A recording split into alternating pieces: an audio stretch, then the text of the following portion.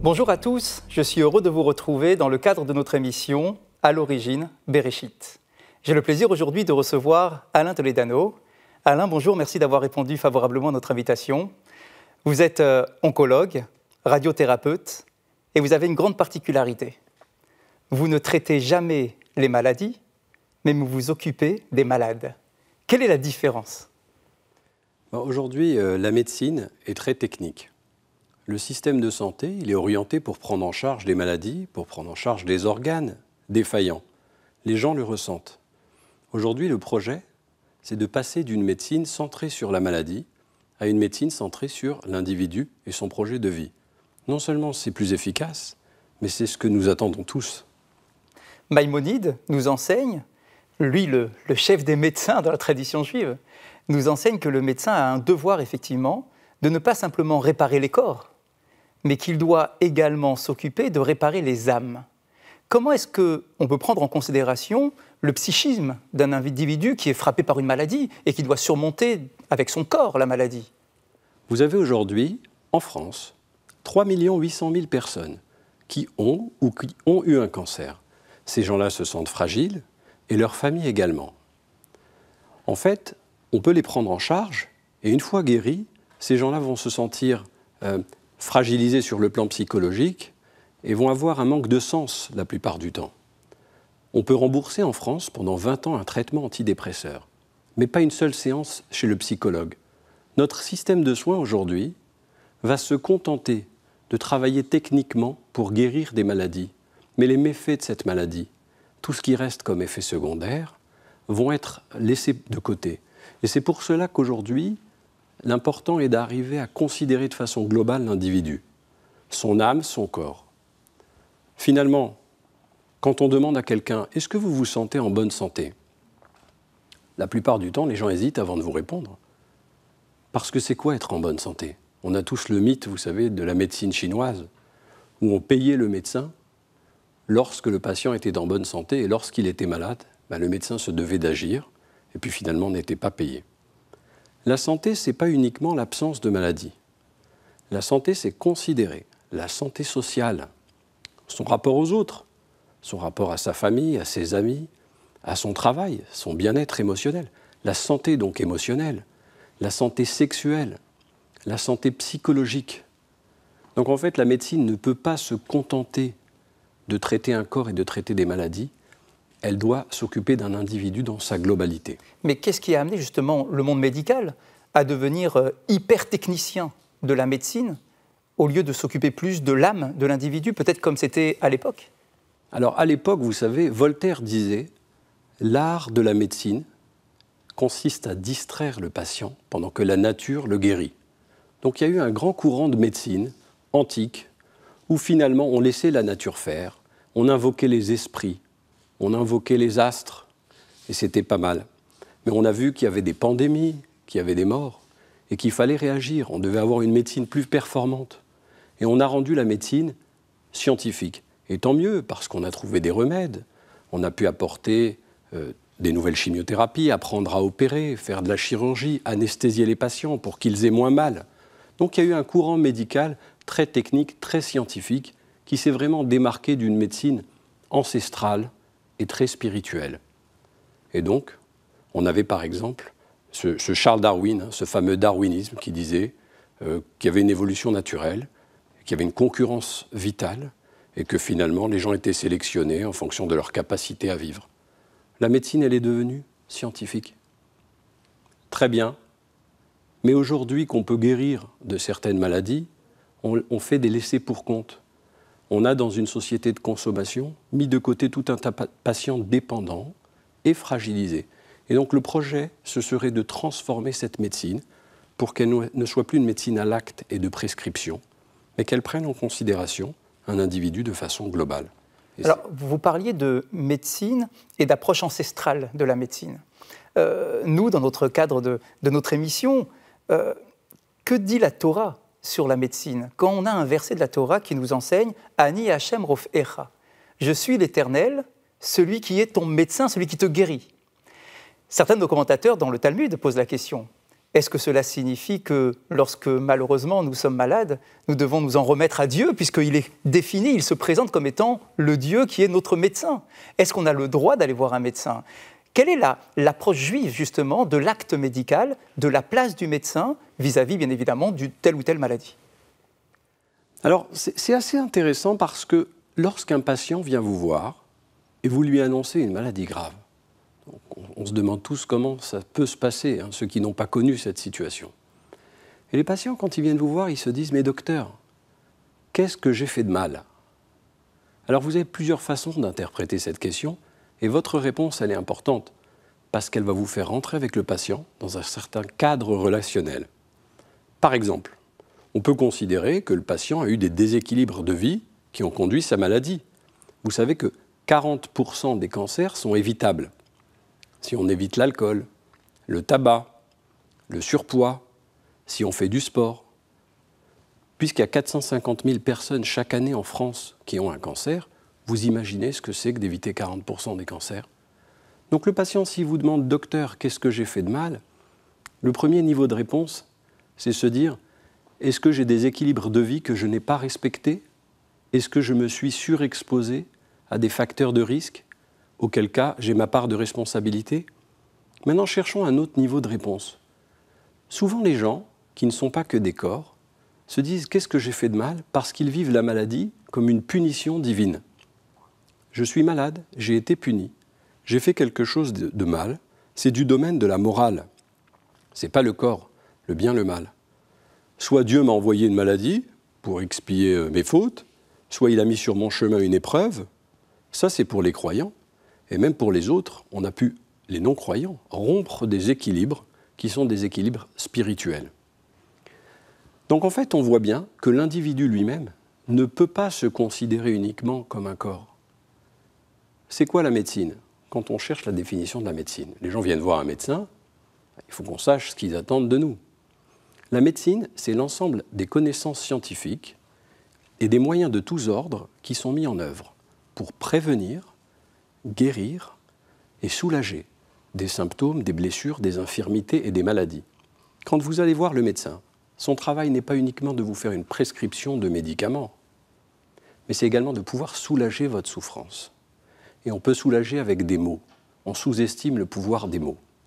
Donc ce qui est important, c'est d'envisager une médecine dans tout ce qu'elle a de soulagement, de symptômes, et pas uniquement dans la technique dans laquelle on peut rentrer, qui est aussi les valeurs de noblesse de la médecine moderne. Et nous comprenons du coup le fait que certains patients ne cherchent pas forcément le médecin le plus à la pointe de sa discipline, mais des fois le médecin qui est capable de l'écouter et de s'adresser à lui directement, de lui parler au cœur, et pas simplement à ses symptômes. Oui, alors, vous savez qu'aujourd'hui, il n'est pas possible de maîtriser toutes les vérités scientifiques qui sont exposées. Pourquoi ? Parce que toutes les équipes de recherche partout sur la planète font des trouvailles et qu'une vérité scientifique, elle peut évoluer. On va essayer de rentrer un peu dans la tradition juive. Quand vous étudiez aujourd'hui le Talmud, il y a des propositions d'interprétation avec des écoles qui vont nous permettre d'arriver à toucher du doigt une certaine vérité. Et on connaît l'école de Hillel, le sage, l'école de Shammai. L'un est idéaliste, l'un est plutôt réaliste. L'un est rigoureux, l'un est plutôt assez souple. Et finalement, à chaque fois qu'on émet une proposition, on émet deux options. C'est pour dire qu'il n'y a pas une seule vérité. Chaque texte qu'on apprend, on met l'une en face de l'autre des vérités différentes. Et c'est un peu la même chose en médecine. La vérité médicale, ce n'est pas la vérité humaine. Lorsque vous faites une annonce de maladie grave, est-ce que votre travail, c'est de déléguer une vérité, celle qui est la vôtre, si morbide qu'elle soit, et de pérenniser la souffrance d'un patient en face de vous, ou est-ce que c'est d'accompagner le patient, de lui faire comprendre, d'essayer ensemble de se battre pour contrarier ce pronostic? On est là pour quoi? On est là pour soigner un organe ou une maladie, ou on est là pour accompagner quelqu'un qui souffre? Classiquement, on a l'habitude de faire la différence entre la douleur et la souffrance. C'est quoi la différence entre la douleur et la souffrance? La douleur, c'est un symptôme. On a mal, Il y a une composante physique. Mais il y a aussi une composante cognitive. Ça fait souffrir d'avoir mal. Il faut prendre en charge la composante physique et la composante cognitive. Mais la souffrance, c'est quoi? La souffrance, c'est quand il n'y a plus d'espoir. Finalement, en redonnant l'espoir, avec un projet de soin, avec des mots, avec une manière de se comporter, on va atténuer la douleur des patients. Et quelqu'un qui n'a plus mal parce que vous avez trouvé les bons comprimés, si vous lui avez prédit un avenir triste, sombre, sans lui venir en aide pour formuler un projet de vie, vous allez le faire souffrir alors que vous avez traité sa douleur. Il y a environ 2 ans, vous avez ouvert un institut qui porte le nom de l'Institut Raphaël, du nom bien évidemment de l'ange Raphaël, l'ange de la guérison. Quelle est la particularité de cet institut où vous êtes en mesure justement d'accueillir le patient, le malade, et de lui offrir toute une gamme de soins dans tous les domaines?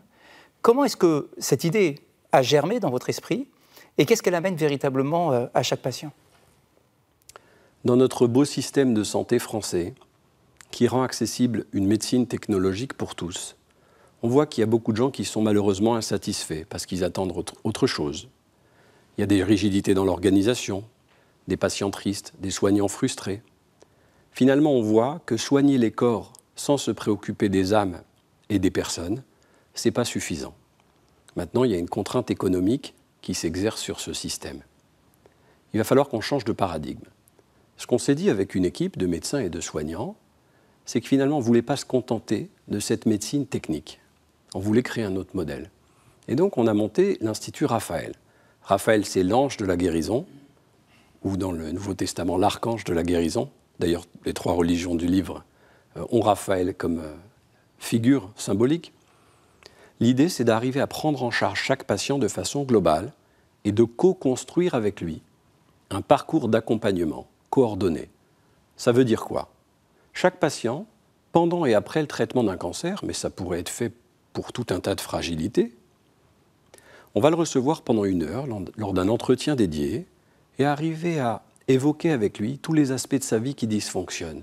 Son travail, ses problèmes dans son couple, le fait qu'il ne puisse pas parler à ses enfants, son surpoids, ses douleurs, ses symptômes. Et on va l'orienter dans un parcours émotion, nutrition, activité physique, bien-être et bien sûr le retour à l'emploi. Bien entendu, toutes ces activités ne sont pas financées par notre solidarité nationale. Donc on a décidé d'offrir ces soins aux patients. Et comme notre société aujourd'hui, elle a besoin de démonstrations, non seulement on offre ces soins, mais on les évalue.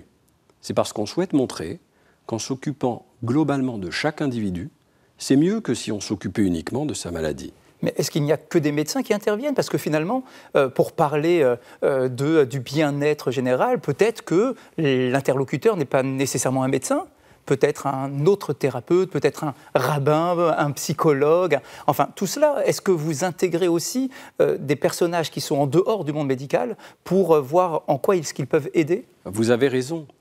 Le facteur clé de la qualité, c'est le temps. C'est le temps qu'on va accorder aux patients. Et Dieu sait que ce n'est pas le médecin qui donne le plus de temps à chaque patient. Donc, nous cohabitons des acteurs médicaux, mais des soignants paramédicaux. Alors, je vais vous donner quelques exemples de disciplines. Sexologue, sophrologue, psychologue, nutritionniste, acupuncteur, musicothérapeute, art-thérapeute, ayurveda, le théâtre, la dramathérapie. Je pourrais faire ça pendant longtemps. On a 30 disciplines et 60 acteurs de soins paramédicaux qui vont travailler main dans la main. Quelqu'un aujourd'hui qui est irritable, anxieux, qui a eu un traitement médical, il est fragilisé. Donc, quand on va faire un parcours, on va travailler sur son sommeil, regarder ses nutriments, sa digestion, le remuscler, travailler physiquement avec des accompagnants, arriver à gérer ses émotions. Il va se sentir plus léger. Et donc, c'est la maison qu'on a créée avec tous ces acteurs de soins, où on a offert en 1 an et demi 11 500 soins à 1 500 patients qu'on a évalués. Et on se positionne véritablement dans la démonstration. Tout le travail aujourd'hui, c'est d'identifier les problèmes du patient et pas de la maladie.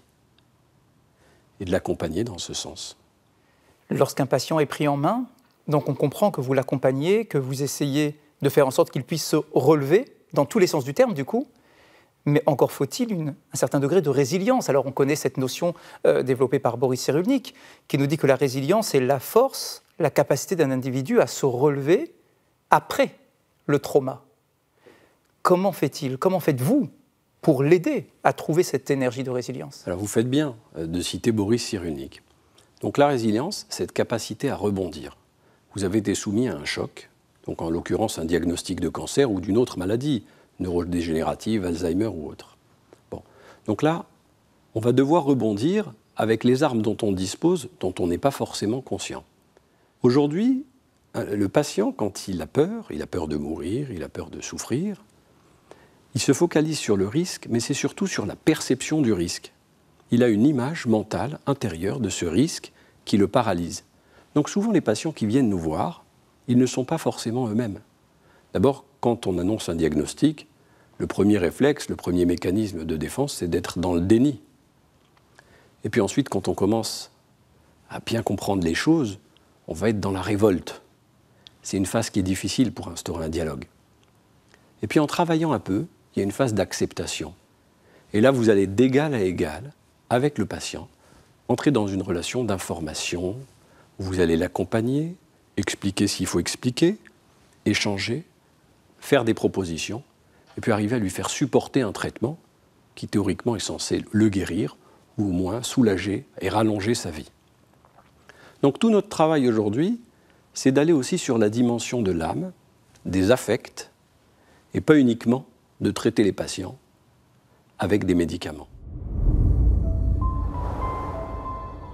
Au printemps de l'année 1138, les Juifs de la ville espagnole de Cordoue se préparent pour la Pâque, fête de la liberté.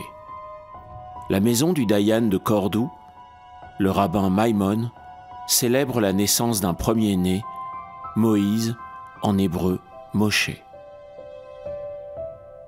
Les armées maures et berbères conquièrent la péninsule ibérique et Cordoue devient la capitale de l'Andalousie musulmane. Dès son enfance, Maïmonide fait preuve d'une insatiable soif de connaissance. Fasciné par la bibliothèque de son père, il lit les philosophes grecs comme Aristote et Platon, des textes scientifiques et des poèmes arabes. Son père, juge au tribunal rabbinique, est son premier maître. Maïmonide s'intéresse aussi aux arts et aux sciences. Le monde arabe est alors très en avance sur le monde chrétien. Les Arabes développent et perfectionnent des instruments antiques, comme les astrolabes, la médecine, la botanique, et les Juifs introduisent souvent en Europe un savoir et de nouvelles méthodes. Cette coexistence s'achève en 1147. Les Almohades musulmans radicaux venant du Maroc déferlent sur la péninsule ibérique. De nombreux Juifs sont massacrés et on assiste à des vagues de conversions forcées.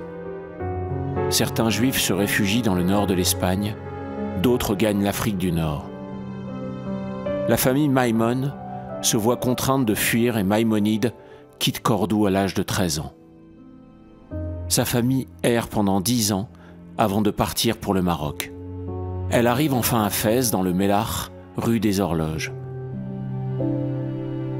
Après 5 ans au Maroc, pendant lesquels Maïmonide étudie entre autres la médecine, il y a de nouvelles persécutions.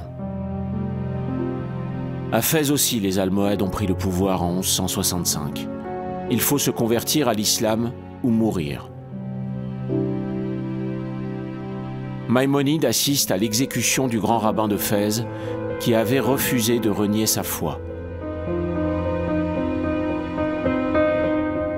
Nouveau départ.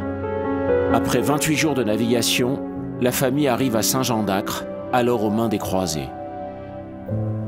Puis Jérusalem et Hébron, où Maïmonide bénéficie avec sa famille d'un laissez-passer pour visiter le tombeau des patriarches accordé par Richard Cœur de Lion qui l'a soigné.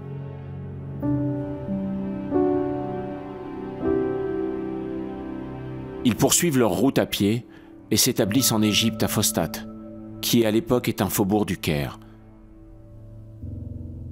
7000 Juifs vivent ici en 3 communautés, 3 synagogues. Maïmonide est sans doute venu prier à la synagogue d'Ibn Ezra. D'après une légende, c'est à cet endroit que la corbeille d'osier contenant Moïse, bébé, aurait touché la berge. Maïmonide se marie et devient un membre actif de la communauté juive d'Égypte et pas seulement un homme de lettres. Il vit grâce au commerce de son frère David et peut se consacrer aux études de textes bibliques philosophiques et médicaux. Mais en 1177, une tragédie se produit. Le navire de David, pris dans une tempête, coule dans l'océan Indien avec ses marchandises. Les frères étaient très liés et Moïse porte le deuil pendant des années. Il se voit forcé d'exercer un métier pour subvenir aux besoins de sa propre famille ainsi que de la famille de son frère David. En 1189, il devient le médecin personnel du sultan. Son temps est réparti entre devoirs royaux, traitement de patients privés, devoirs communautaires, enseignement de la Torah et discussion avec des médecins de la philosophie et de la science.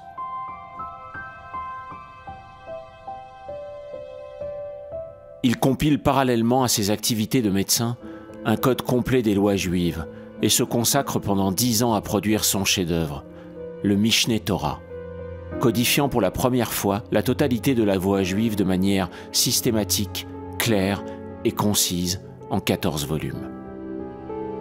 Il écrit aussi le Guide des égarés. Son objectif est de permettre à tous les juifs de comprendre les principes de la loi orale et de pouvoir vivre selon les traditions.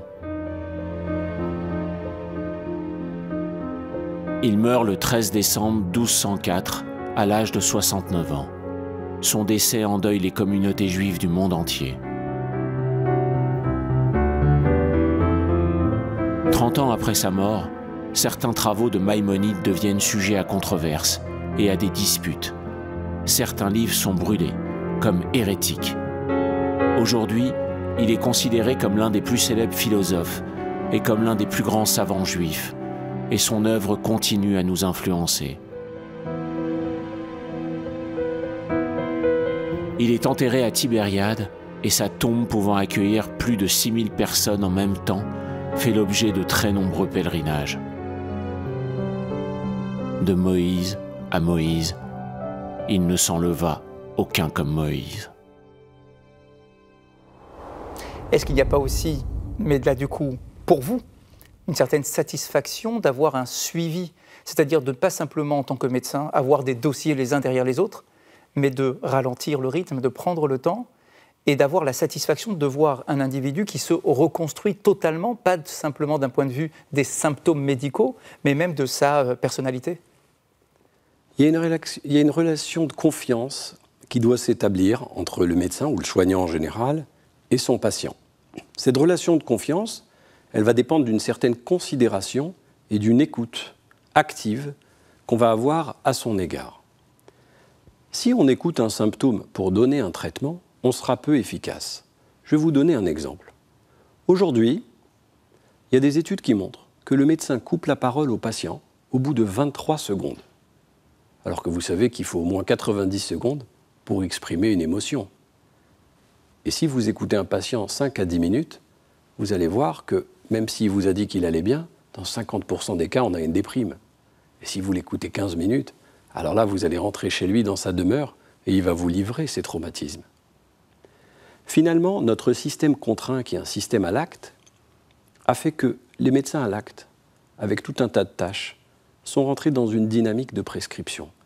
Vous savez qu'aujourd'hui, 90% des patients se voient prescrire à la consultation un traitement médicamenteux, contre 40% par exemple aux Pays-Bas, et ils ne meurent pas plus tôt que nous. On jette 1 boîte sur 2 de médicaments à la poubelle. Donc on jette 7 milliards d'euros chaque année en France à la poubelle, parce qu'on a une attitude prescriptive et pas une attitude intégrative. On pourrait financer la qualité en intégrant ce temps dédié. Une psychologue qui va travailler sur un ressenti, sur un traumatisme. Quand vous avez le traumatisme d'une annonce d'un cancer, il y a certaines personnes qui le prennent entre guillemets très bien, comme une épreuve qu'ils vont surmonter.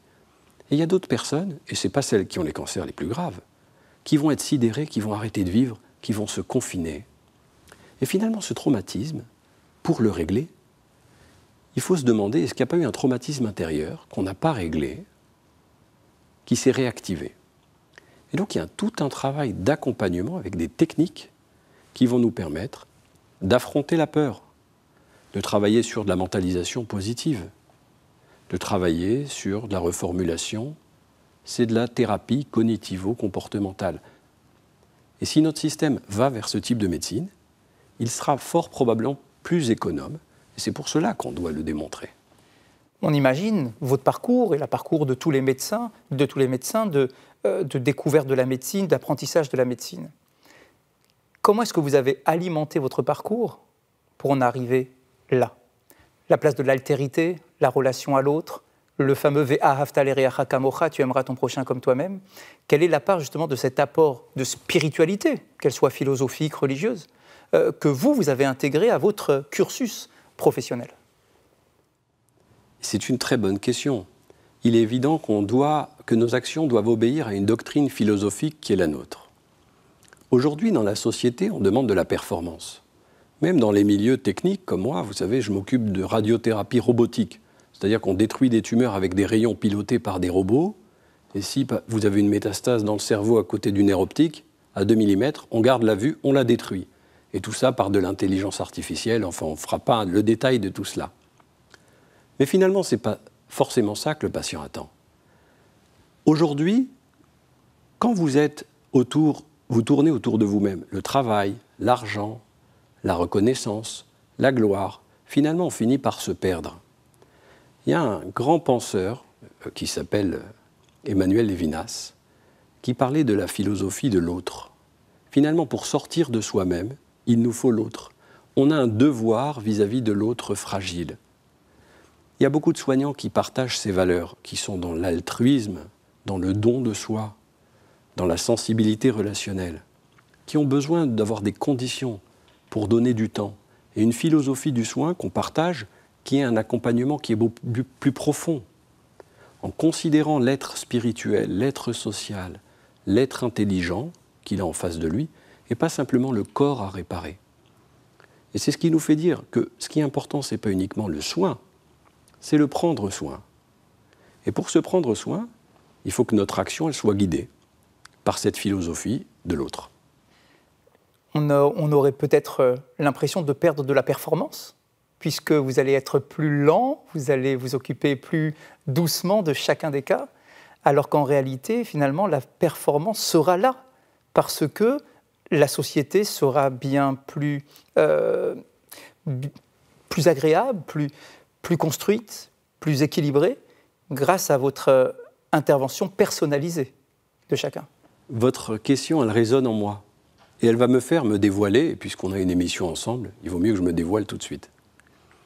Donc finalement, je vais vous raconter l'histoire de cette dame qui m'a fait un peu passer le cap dans la création de cet Institut Raphaël, Maison de l'après-cancer.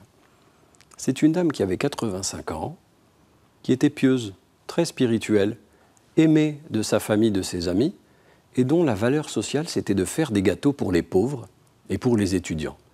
Et donc, tous les jours, elle se levait, elle allait au marché, elle allait faire les courses, elle faisait des gâteaux et elle les amenait aux pauvres. Et un jour, cette dame-là, elle a eu un cancer du sein. Et donc, j'ai 4 personnes de sa communauté qui m'appellent en même temps, qui me disent « Docteur, il faut absolument que vous veniez la voir ». Et je lui dis « Je me mets à votre disposition ». Alors, il se trouve que ma grand-mère, à moi, a eu 12 enfants et qu'elle aidait les femmes à accoucher, au Maroc à l'époque. Et quand cette femme a appris que ma grand-mère, c'était ma grand-mère, elle a dit « Mais vous savez qu'elle m'a accouché. Je vais vous laisser me traiter. » Elle a une sorte de confiance. Et la France est magnifique, parce que sans débours financier, cette femme a eu la biopsie, l'IRM, la chirurgie, la radiothérapie, tout ce qui est un peu technique. Ça coûte à peu près 30 000 € pour les gens qui ne le savent pas. Tout ça a été pris en charge par la solidarité nationale. Sauf qu'à la fin, cette dame-là, elle sortait plus de chez elle et elle faisait plus de gâteaux. Alors, on s'est retourné vers notre équipe associative et puis j'ai envoyé une équipe chez elle avec une esthéticienne, un kinésithérapeute, un ostéopathe, une psychologue. Et en moins d'un mois, et pour tout vous dire, pour moins de 1 000 € de débours financiers, elle ressortait de chez elle et elle refaisait des gâteaux.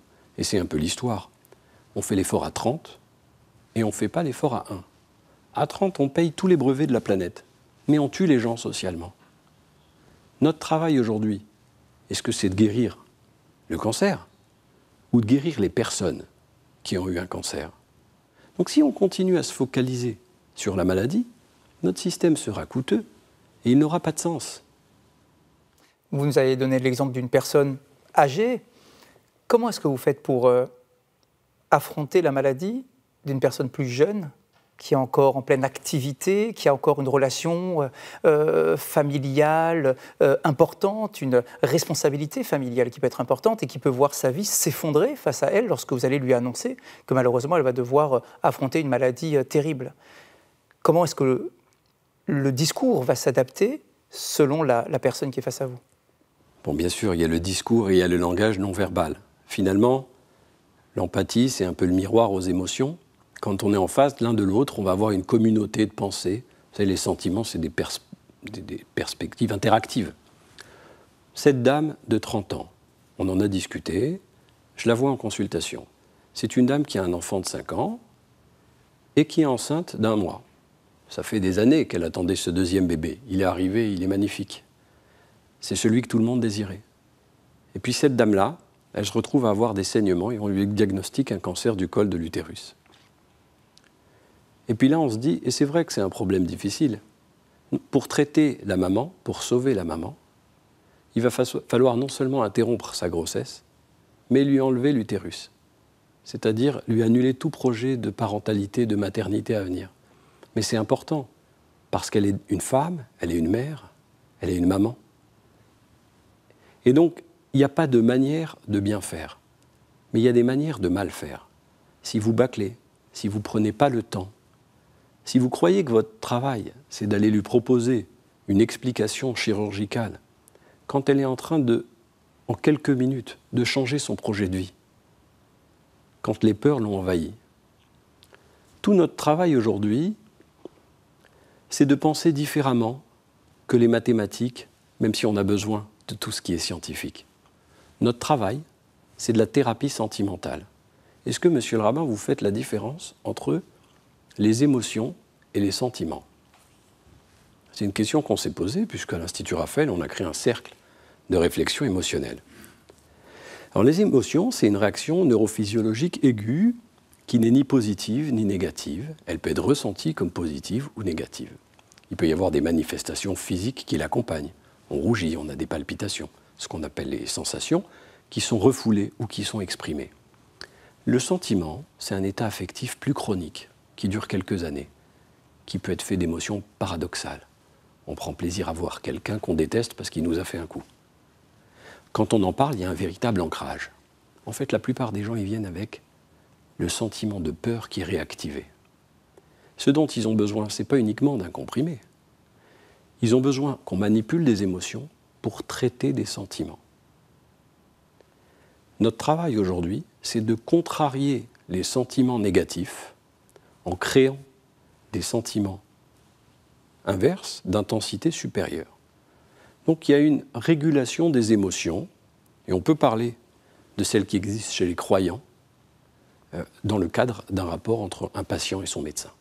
Dans le texte de la Torah, dans la Bible, dans le livre de Shemot, le livre de l'Exode, il est écrit « Verapo yerapé ». Verapo yerapé signifie « et soigner, tu soigneras ». Et nos commentateurs de poser la question « mais pourquoi est-ce que le verbe est utilisé à 2 reprises, employé à 2 reprises ?» Et le Talmud de répondre « c'est de ce texte-là que nous apprenons que le médecin a le droit d'intervenir auprès de l'individu pour essayer de le soigner ». Est-ce que le médecin a besoin, effectivement, d'avoir une autorisation d'intervention? C'est intéressant parce qu'il y a plusieurs dimensions dans cette question. D'abord, on a une responsabilité, c'est-à-dire qu'on doit assumer, répondre de nos actes vis-à-vis de la loi. Mais au-delà de la responsabilité, on a un certain devoir. Le devoir par rapport à la responsabilité, il y a un engagement moral. On est tenu de ne pas abandonner notre patient, d'assister la personne en danger. Oui, on doit contrarier une maladie qui s'est établie pour permettre au patient d'augmenter sa quantité de vie et sa qualité de vie.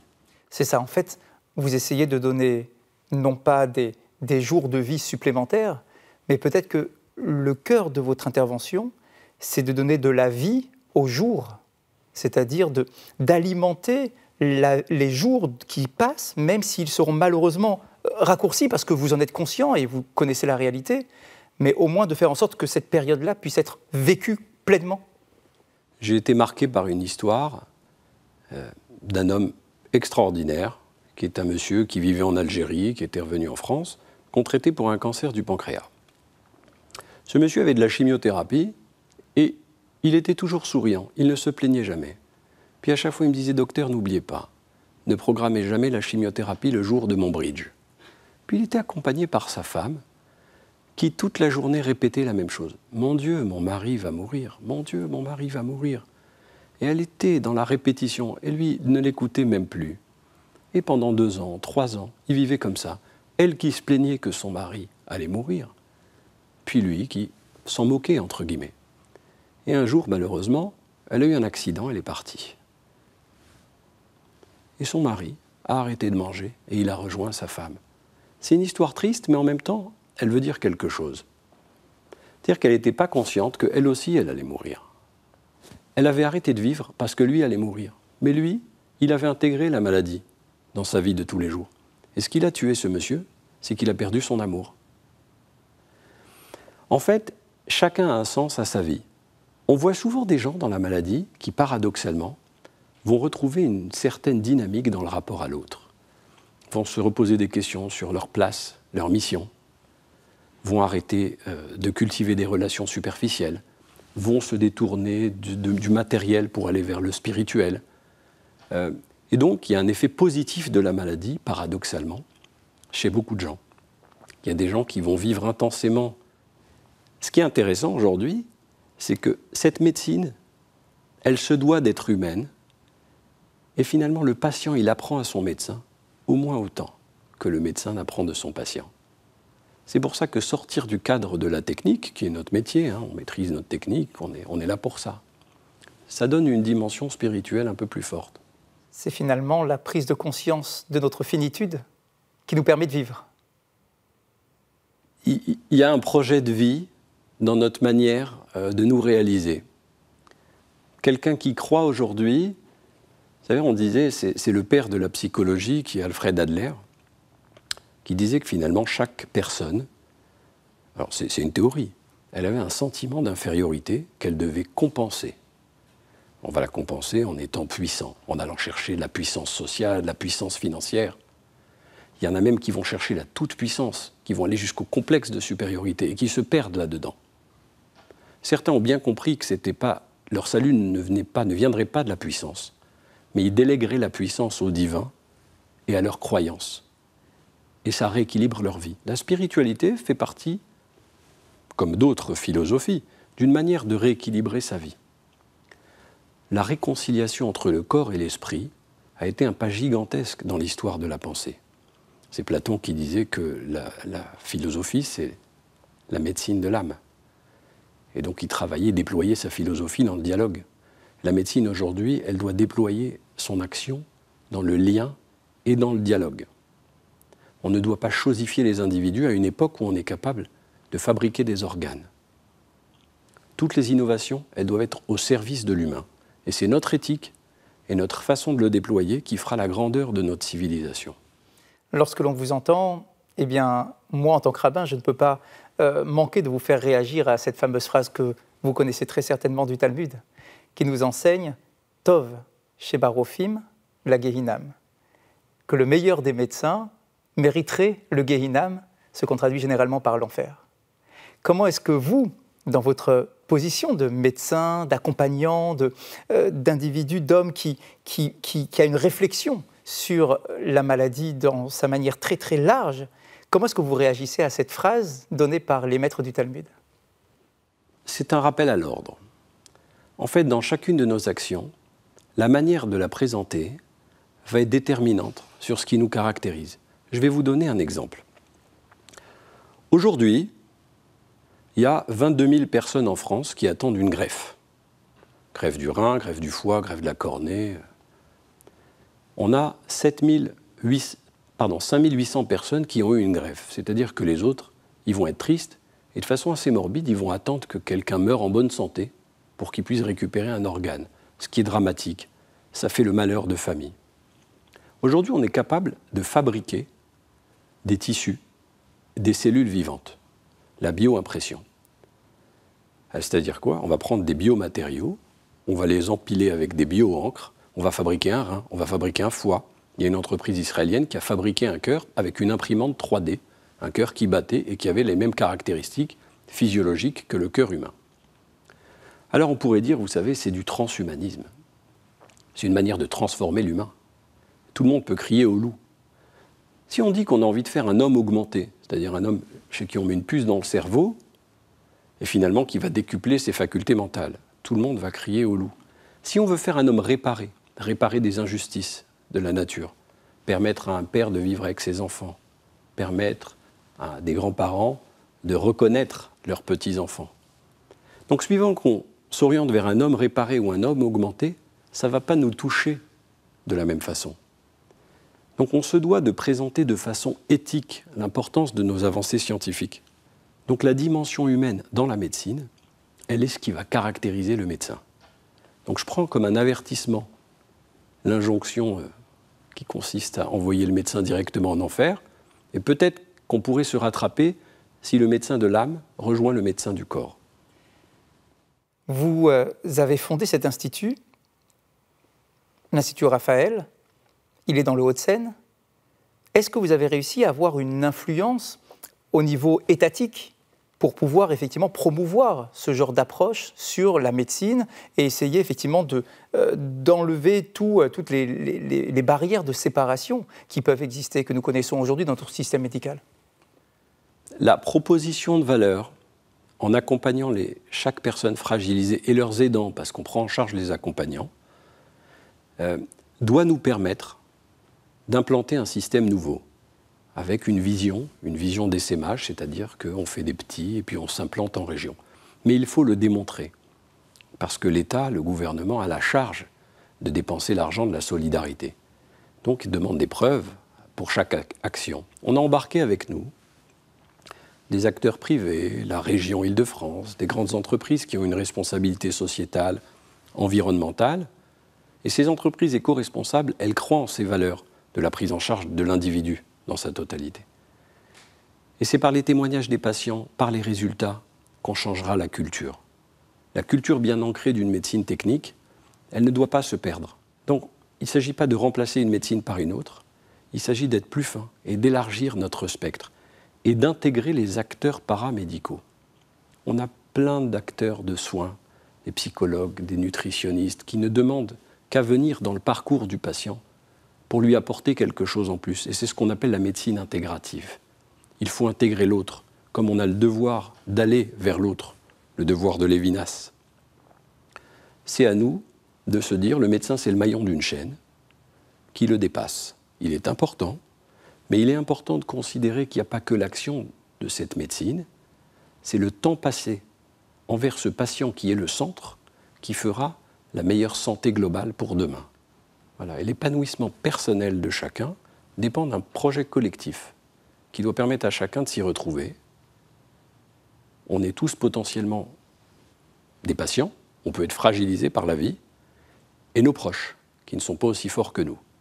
Donc on se doit d'être collectif et d'avoir cette vision de solidarité. Alain Toledano, merci beaucoup pour cet échange particulièrement riche, particulièrement intéressant, ouvert sur votre approche, pleine de considération à l'égard de chacun, de tous les malades, de tous les patients qui viennent se présenter à vous. Merci, bonne continuation pour l'Institut Raphaël. Merci de nous avoir suivis dans ce raisonnement et cette approche du judaïsme et de la médecine, de la spiritualité et de la médecine. Je vous souhaite de passer un très bon dimanche et je vous dis à bientôt.